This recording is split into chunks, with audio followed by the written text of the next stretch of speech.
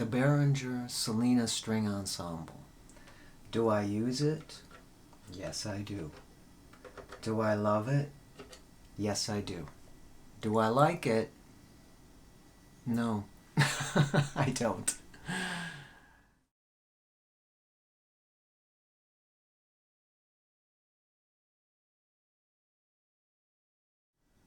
So yes, I do love the Solina String Ensemble, and I do use it, but it's got problems, and I'm not going to be discussing why I love it and the sound and all of that. I think that there are plenty of other videos out there that do that effectively, but what I have not seen are videos about its problems. So that's what I'm going to go over. Okay, so the first problem is that the only MIDI control messages that it receives are note on and off. Note on and off. So there's no dynamics, okay? And although you have 1, 2, 3, 4 patches, excluding cello and contrabass, a modulation, and a phaser effect, you can't send any MIDI control messages to activate those patches. So every patch that you're going to use, you have to manually do. Now, a lot of these problems you won't have if you have automated mixing. I don't. My mixers are analog. So I need to be able to control things like patches and volume from the sequencer. I can't. So for me, if I wanted to use 2 different patches in a song, I would have to manually change it during the recording of the song. I can't do a MIDI implementation for that. If you've got an automated studio, you can just record it and then record it on another track, and then adjust the tracks around the same track and then just automate the mixing levels. That's no problem. But not in my studio. I can't do that. So what I really have to do is just use 1 patch only. Okay. So the other problem is that since it doesn't have volume control messages, if you were to use 1 patch, right? And then you add 2.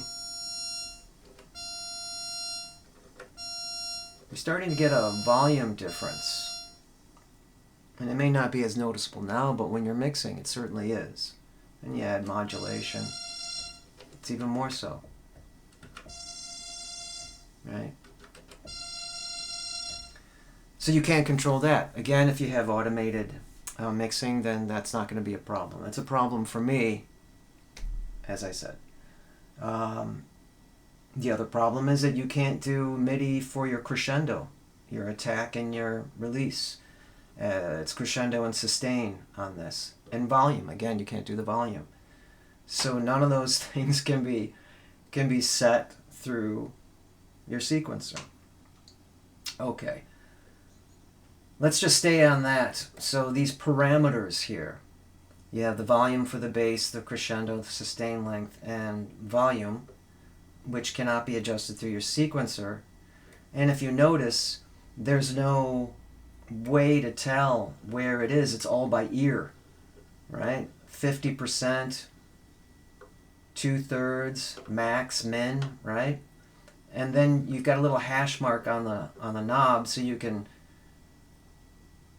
make a note about what the volume was in your mix by, you know, how the hash mark is lined up with the letters sustain length or volume or crescendo, right? You can do that, but that's no fun. And then when it comes time for looking at notes or redoing a mix, you've got vague descriptions like 2/3 or 80%. I do have a solution for that, which I will later reveal. But there's one other problem which I find extremely problematic. Extremely, because it just doesn't happen in one song. It's all of them. Okay, so I'm going to play you, it's F. All the F notes are missing some kind of spectral frequency.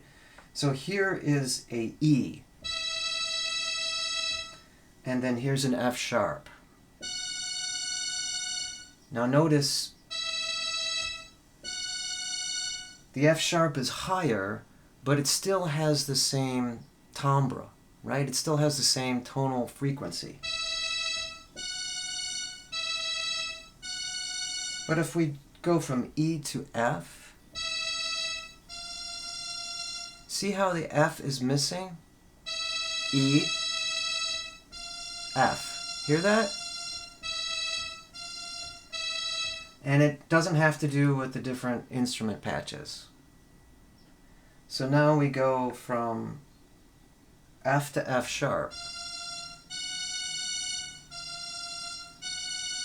Hear how it's missing something? E, F to F sharp.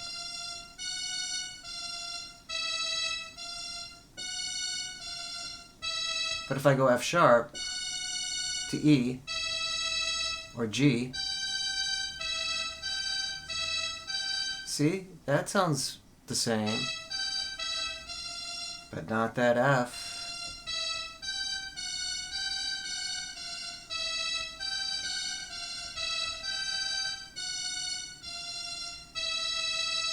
And that's the way all the Fs are like that, up and down the keyboard.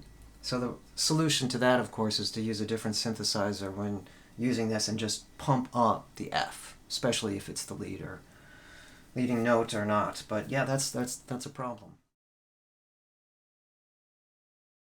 Okay, so how to solve the problem of taking notes for mixes when you don't have hash marks or a scale on any of these parameters? Well, a label. How about that?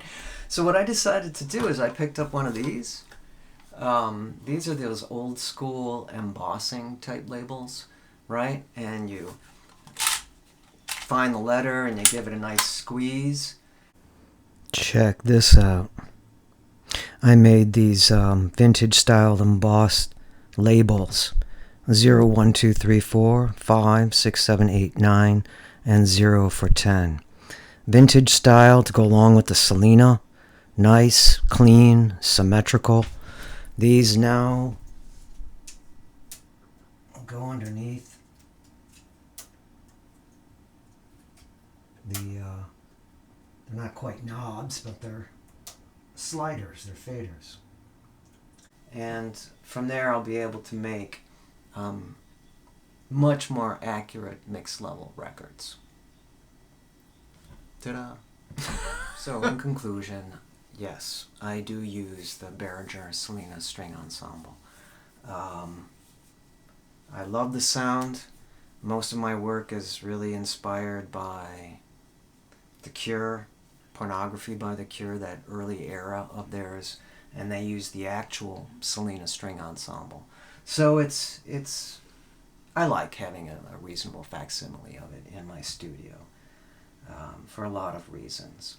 And the lack of volume level, hash marks, scale, I've solved that, and the weak Fs, I can always use another keyboard to just punch in any F that needs to be punched up. So it works. It works, and it's got a great sound. It's going to stay in my studio. So, until next time, take care, keep cool, and stay in tune.